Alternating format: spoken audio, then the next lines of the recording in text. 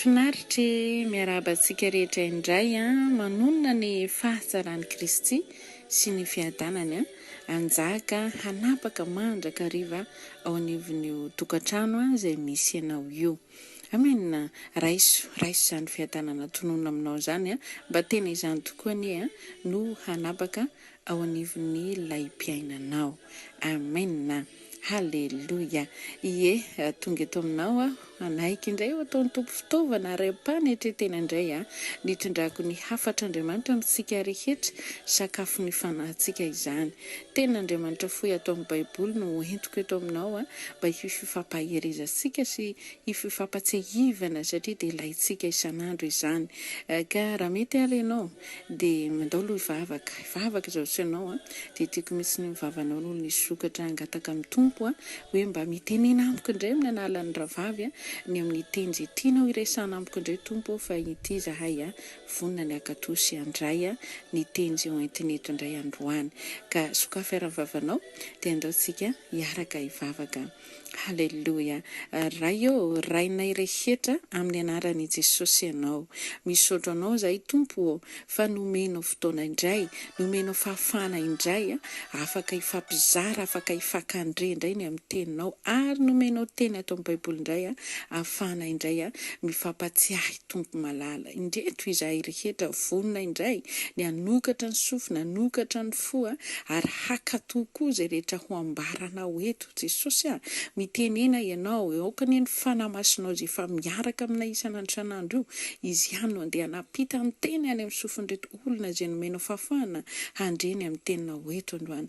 Hanokatra ny ritsy mandrenesana izy, hanokatra ny fo amampanahy ka samy tsy hisy alamaina zahay rehetra. Eny fa na izaho miteny aza tompo tsy teny ho azy ny aho fa ny fanamasinao no hitondra ny teny izy no ampiteny eto satria fantatro fa tsy misy zavatra haiko ny atao amin'ny teninao fa ny fanamasinao irery ihany no mahay ny zavatra rehetra. Ka raiso ary ny toeranao ary mitenena ianao aminay rehetra fa vonin-kandrehanao isan'andro izahay. Misaotra ny misakafo ny fananay tompo satria napetraka ho hoanina sy ho akatoavina ny teny atao amin'ny Baiboly. Misaotra tompo amin'ny analany anaranao Jesosy no hanombohanay izao fifampisarana izao. Halleluja. Amen. Amen. Ya, ndao jerevantsika ny Baiboly dia mba samy mijery ihany koa sika mba maso iray raha ny aran'ny vavaka hoe vava iray dia eto indray maso iray indray dia vava iray koa mamaky ny teny. Ndao ary ato amin'ny filazantsara ny Lioka 10 dia ry ambany ry no amakisika ny teny andininy 7:30. Lioka 10:7 no anomboantsika ny famakiana ny teny. Dia hovakisika amin'ny anaran'i Jesosy ny teny rehefa hitanao. Ndao ary. Ya, ary raha nandeha izy ireo dia niditra teo amin'ny vohitra anankiray Jesosy ary nisy vehivavy anankiray atao hoe Marta nampiatrano azy ho ao an-tranony. Ary izy nanana rahavavy atao hoe Maria izay nipetraka teo anilan'ny tongotry ny tompo ka nihaino ny teniny. Fa Marta sahirana tamin'ny fanompoana be dia avy izy ka nanao hoe tompoko moa tsy mampanino anao va no amelahany rahavaviko ahy hanompo irery koa mba asaivo manampy ahy izy. Fa ny tompo namaly ka nanao taminy hoe Marta, Marta, maro ahina sy maro herena ianao. Dia farany nefa zavatra iray loha no ilaina fa Marta no efa nifidy ny anjara tsara izay tsy halaina aminy. Averisika le farany nefa zavatra iray loha no ilaina fa Maria fa tsy Marta. Fa Maria no efa nifidy ny anjara tsara izay tsy halaina aminy. Amen. Halleluja. Voaheninao zany izay teny izay dia ohatranao efa haiko be zany tantara Marta sy Maria zany. Ie, tena tsisy efa maheno izy ity tsika rehetra fa zao hoe mahatsara tsika ny miteny miverimberina. Ny teny atao amin'ny Baiboly tsy hoe voandroany fa efa ela nefa ohatran'ny hoe vaovao isan'andro. Ary fantatra fa maro ny zavatra andehanan'ny saintsika sy ny fosika dia manadino sika na dia efa rehintsika zany tantaran'ny Marta sy Maria noho izany mahatsara antsika indray ny verenana izy ity amin'ny sofintsika rehetra. Halleloia. Iny ary araka ity teny ity dia te resaka amiko sy aminao indray ny tompo amin'ny analan'izao teny izay novakitsika teo izao. Raha hitantsika moa ny amin'ny vakitsika amin'ny andininy 7:30 izy hoe ary raha nandeha izy ireo dia niditra teo amin'ny vohitra anankiray Jesosy ary nisy vehivavy anankiray atao hoe Marta nampiatrano azy ao an-tranony. Halleloia. Eto zany tsika zao dia fa afaka maka lesona iray aloha zany tsika eo amin'ny andininy 7:30. Ina lesona azontsika tsoahana dia ny hoe fampiatranona. Nandeha zany aloha Jesosy dia nahita vohitra iray izy dia nahita trano zany. Dia io trano iray io dia trano rahavavy zany dia tsy ny hafahafa zany rahavavy Marta fa nampandroso ny Jesosy. Endrika tena tsara be zany nataony Marta teto tsy ny hafahafa fa avy dia nampandroso ny Jesosy tao amin'ny tokantrano izy ireo. Ny fampiatranona olona dia tena ilaiko sy ilainao ary mila mazoto sika mampiatrano vahiny. Indray matsy rehefa hoe vahiny izay dia ohatrany mampalaindaina antsika mampandroso azy fa indrindra misy moa vahiny te hipetrapetraka miandry sakafo atoandro te janjanona izay dia rehefa sendrasendra le mba sarisahirana iny sarisarotony koa raha teo dia tsy tiana avoaka le izy dia mialangena ohatra ny miodikodina tsy hita azy atao na koa hoe farany dia ohatrany hoe atao izay tsy hidiran'ny olona ao anatin'ny tokantrano fa ny zavatra tena tsara dia ampandrosoa foana ny vahiny satria ilainy ireny indraindray tena hoe tsy indraindray fa tena marina miteny fitahiana, miteny fahasoavana, miteny tsara rehetra manonona teny tsara ao amin'ny tokantranontsika io rehefa mampandroso isika fa indrindrandrindra lehilahin'Andriamanitra, mpanompon'Andriamanitra. Misy manko rehefa tazana iny pastera ny tonga any avy dedina ny trano atao hoe tsy ahony izy. Tandremo tsika kristiana eto na resaka ampandroso olona, ampandroso lehilahin'Andriamanitra, ampandroso izy ireny fa aza mihafahafa. Ohatr'izany zao teto nataon'ny Marta dia tsy nihafahafa izy nampandroso an' Jesosy tao anatin'ny tokantranon'izy rahavavy. Dia ina ny zavatra nisy ary izy nanana rahavavy atao hoe Maria. Dia nipetraka teo an-tongotry ny tompo no nataony Maria ny hino ny tenin'ny tompo. Zavatra hitantsika eto koa dia tsika moa mandray lesona foana. Zavatra hita eto dia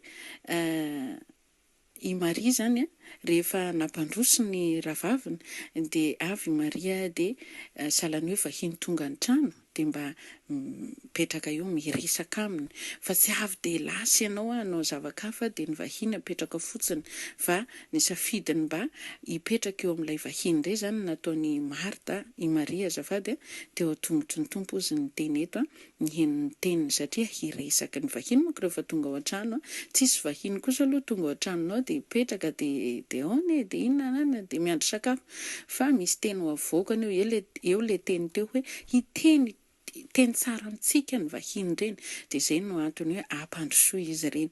Dia ny zavatra nataony Maria dia teo izy. Zavatra nisy Marta manko zany tany amin'ny lafiny teknika, tany amin'ny lafiny lakoziny mba nisafidiany. Dia ina ny hitantsika tamin'ny andininy 7:30 teo izy fa Marta izy sahirana tamin'ny fanompoana be. Zany hoe voniditra zany ny vahiny dia avy dia nazoto ny karakara i Marta. Zavatra hitantsika koa zany ny lesona raisina ao anatin'ity dia ohatrany hoe mpirahavavy ao anatina tokantrano iray dia fa mifanaraka hoe zao rehefa misy vahiny miditra ny tranontsika dia indrimba mipetraka eo aminy eo dia miresadresa eo aminy eo fa za indray ahandro sakafo arotsontsika ho azy. Dia ny zavatra nisy avy dia samy tonga dia naka amin'ny plasiny zany izy roa, ny iray nipetraka teo tongotry ny tompo moa indraindray nakany an-dakozia zany ny karakara sakafo satria hoe vahiny miditry ny trano dia samy naka plasy tsara zany aloha izy roa teo fa ny zavatra nisy tsy navita rery tao i Marta fa nalaky ny taraina. Ny zavatra hita ihany koa nata zay dia hoe izy no efa ny safidy eo zany sika dia efa mahita hoe safidy ny fanompoana tsy antery.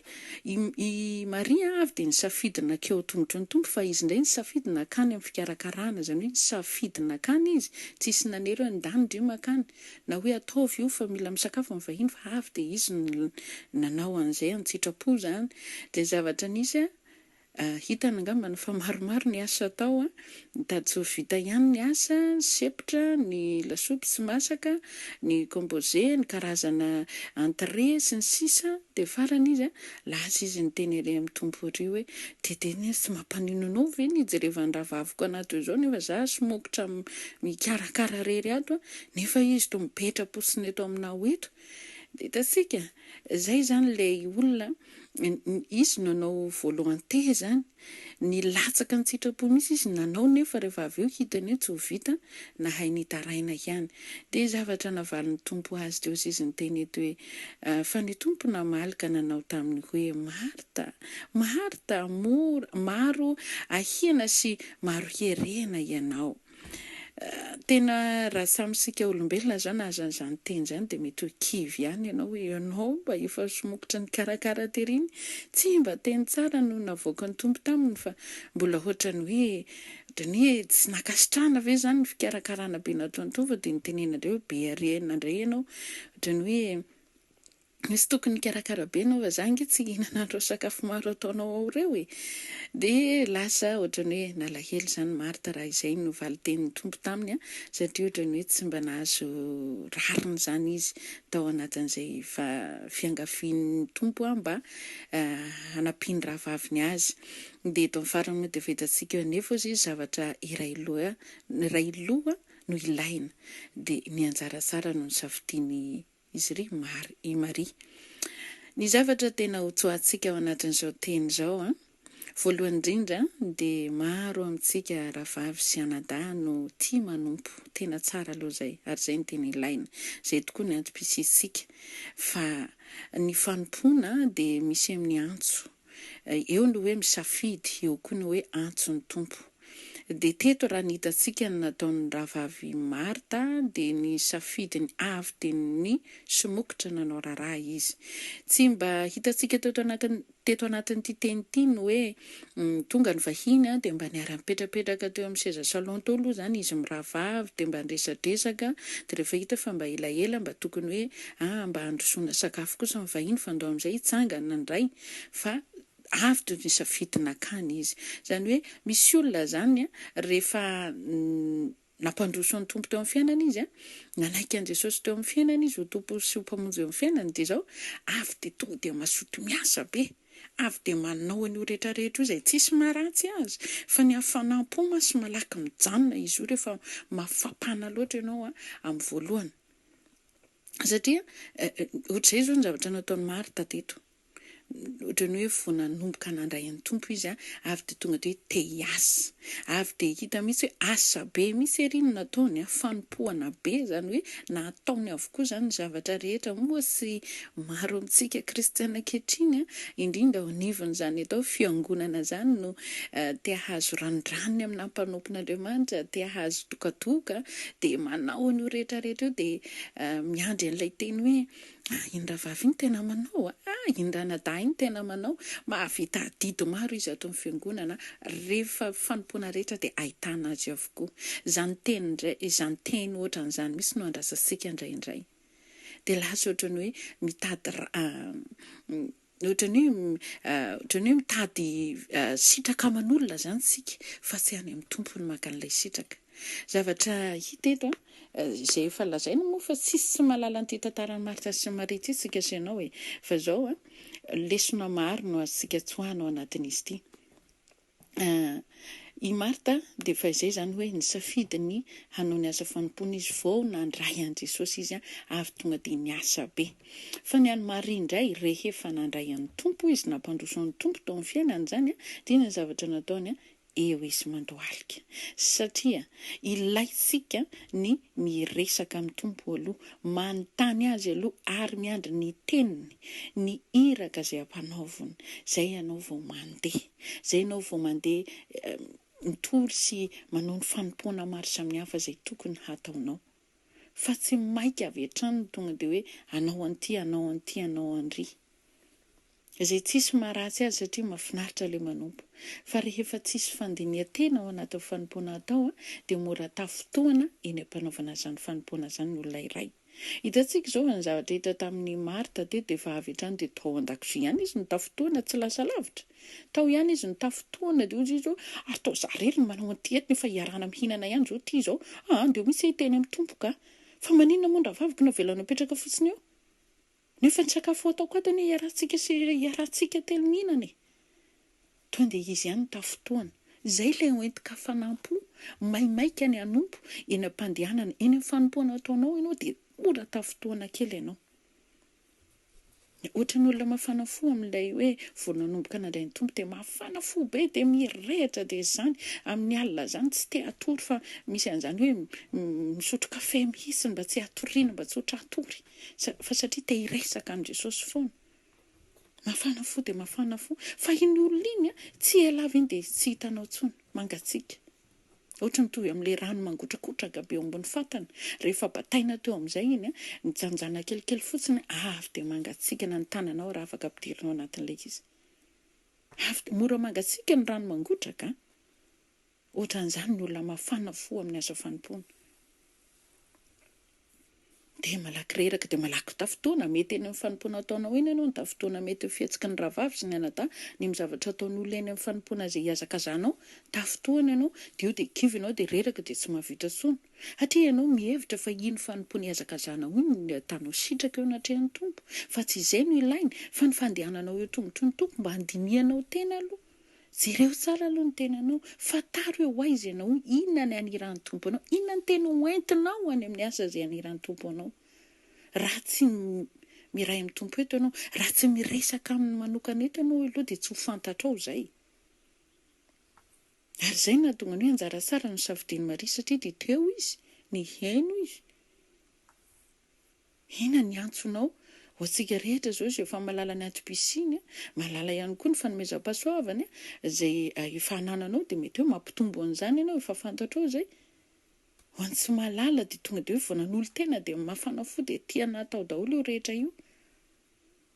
Fa ny zavatra tena tsara dia ny fandiniantsika tena aloha, miresaka amin'ny tompo aloha, manontany aloha.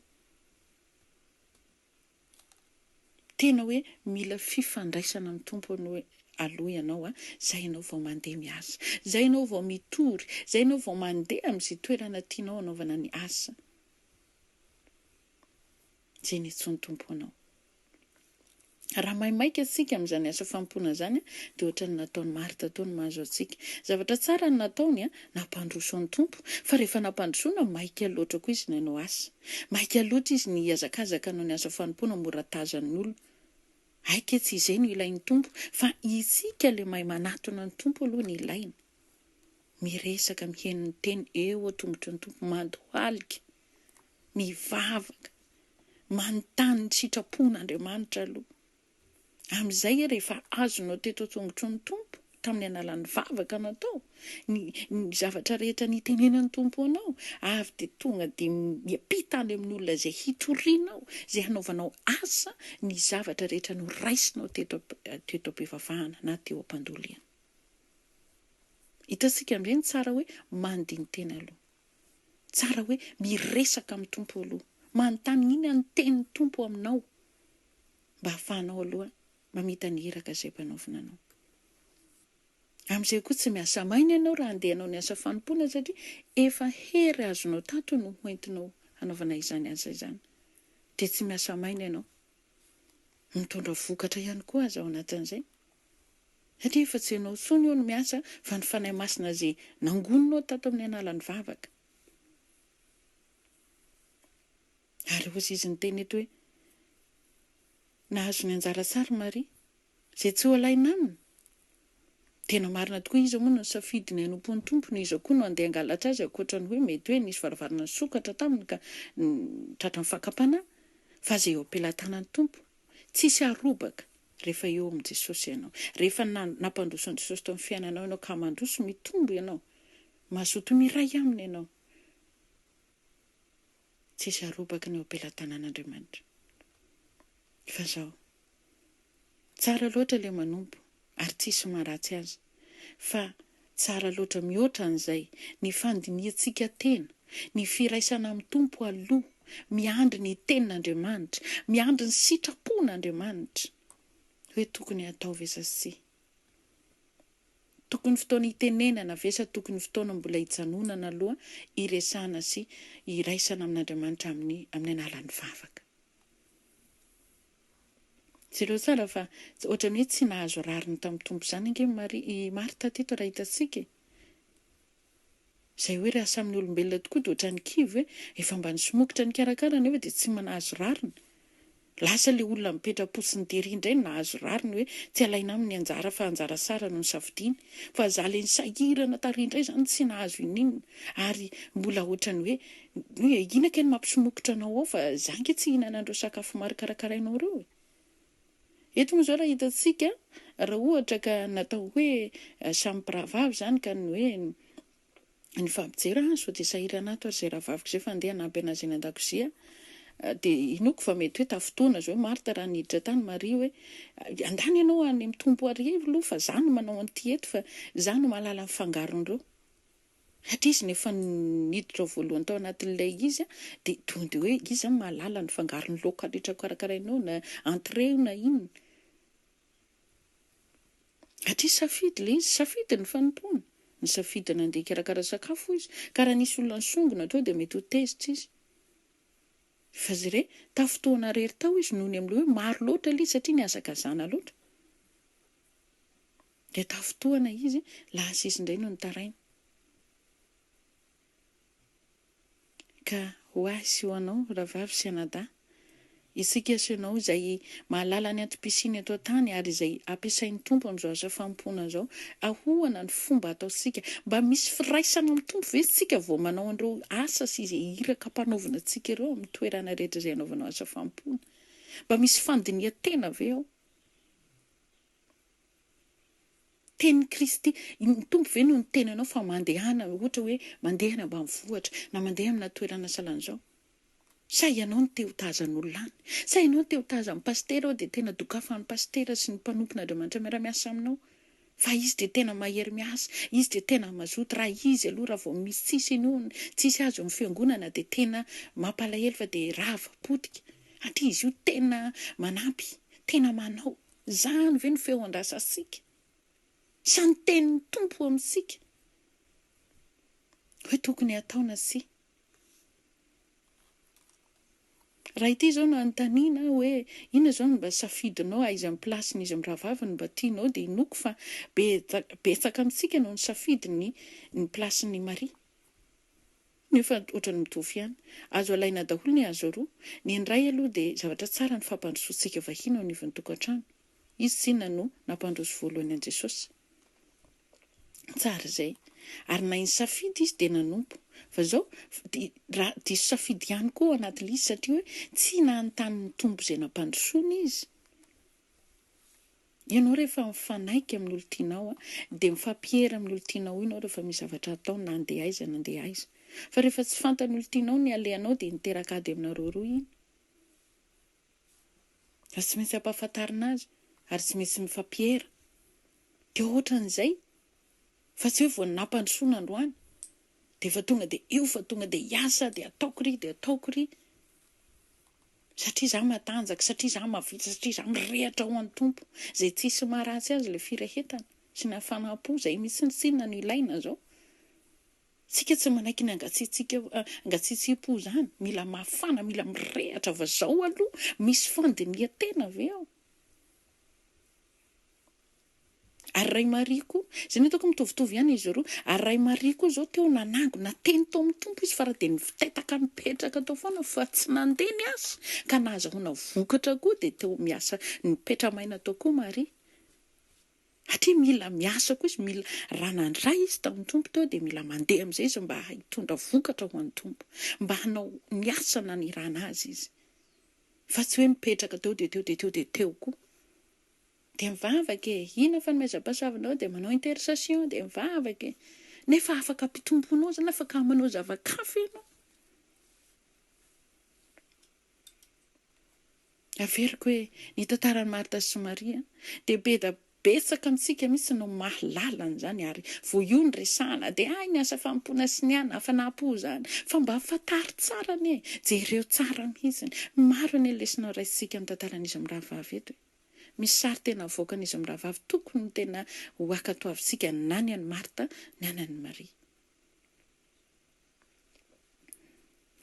Inoko fa nandray teny ianao tao anatin'izay ary inoko fa hanontany teny ianao hoe inona ny plasy misy ianao amin'izao fotoana izao, ilay fiam-piainan'i Marta ve sa ilay fiam-piainan'i Maria, dia n'izy amin'izy roa ireo no tsara tao ary samy tsara tokoa ve ny azo rosa ny izy amin'ireo. Izaho ve ilay nafanafo vao nandray an' Jesosy dia ataoko hiazakazako avokoa ny asa fampoana rehetra satria mitady sitraka amin'Andriamanitra aho no mitady sitraka amin'ny olombelona miara-manompo amiko. Ka rehefa tratrana fanampo amin'izay dia mora tafotoana dia malaky mangatsiaka dia lasa miverin-dalana. Sa izaho ve le mieo tongotry ny tompo mivavaka foana fa tsy mihetsika eo satria vavaka ny antsoina manao intercession dia eo azay dia tsy mihetsika mihitsy aho zay rehetra voaraiko teto amin'ny tompo tsy mba nizaraiko tany ambadika tany fa dia teto. Aiza amin'ireo ny ainatsika sy ianao, inona sy inona amin'ireo no ataosika amin'izao vaninandro iainantsika izao. Samy tsara na ny manompo na ny mandiny teny ao amin'ny tompo. Fa ny tsara indrindra dia efa nolazain'ny tompo tery amin'ny farany ambany no hoe anjara tsara. Io moa koa ny safidisika voalohany indrindra fa tsara ihany koa no ataon'i Marta.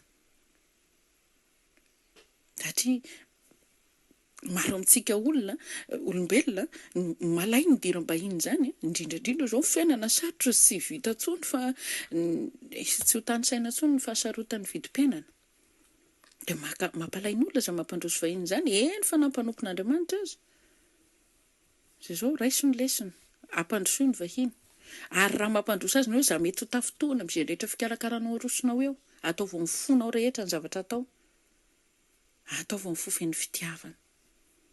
Andao anompo amin'ny fofen'ny fitiavana ary mandiny tena aloha miresaka amin'ny tompo aloha manana fifandraisana amin'ny tompo manana firaisana amin'ny tompo misy relation communion ato amin'ny tompo misy aloha zay amin'izay ianao io fa azonao ny tokony ho ataonao lasa amin'izay ianao mandeha mba hamokatra mba hisy mba hiapakite ho any amin'ny olona zay hitorisika na hanaovantsika ny asa fanompoana ny zavatra no raisinao teto mba ho voarain'ny olona zany. Fantarina ny antopisianao.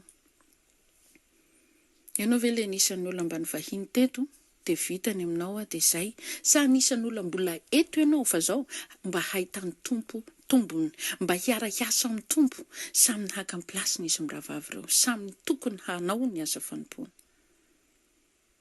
ary mahay miara-monina aman'olona satria endrika fiaraha-monina raha vao resaka tokantrano izay ny resahana ka mino aho fa nandray ianao anaty mba kely fotsiny tao anatin'izay teny teo izay ataontsika isanao hivavaka sokafa ny vavanao misaoran'Andriamanitra raha nisy kely nyraisinao dia akasitrao ny tompo raha tsisy nyraisinao dia ngatao fanahy masina ary averen'ny vakio dia mbola hiteny aminao ny tompo raha ohatra ka tsy azonao ndao ariary vavaka ray eo misy saotra indrindra anao zahay makasitraka feny tompo satria fantatray ny fitiavanao anay fantatray fa mampatsiahy foana ianao isan'andro ary fantatrao fa misy favarim-bariana zay efa rena efa ela ny tantara Marta sy Maria fa mbola miverina misofinay foana satria misy zavatra favarim-bariana hitanao aminay ao misy zavatra tsy mifanaraka amin'ny sitraponao ataonay ao mahatonga anao mampatsiahy foana Jesosy malala ho anay izay efa tena famijoro ho anay izay efa eo am-pelantananao ho anay izay efa eo tongotra isan'andro indraindray izay variana fotsiny fa tsisy mandeha manao niraka ao